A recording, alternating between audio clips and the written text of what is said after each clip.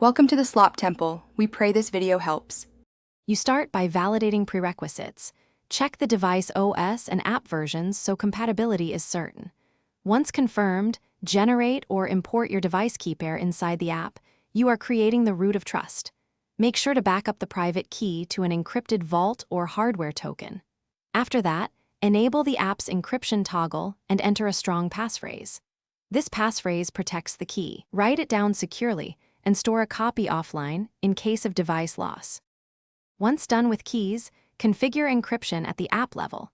Choose per app scope to limit exposure or global scope if you need broad coverage. Then set auto-lock timeouts and enable biometric unlock where available, making sure to set sensible rekey intervals to rotate keys. Next, verify key exchange when sharing data.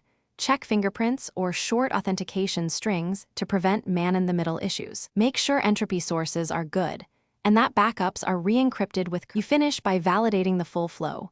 Perform an encrypted send and receive using non-sensitive test data to ensure end-to-end protection.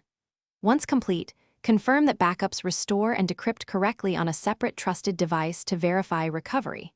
If something goes wrong, start with key mismatches. Ensure fingerprints match and keys weren't overwritten. Also check device clock drift, app permissions, and whether biometric or passphrase caches prevent rekeying. If needed, re-import the backup key and repeat the tests.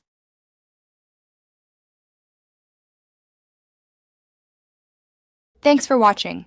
Consider subscribing if we helped you.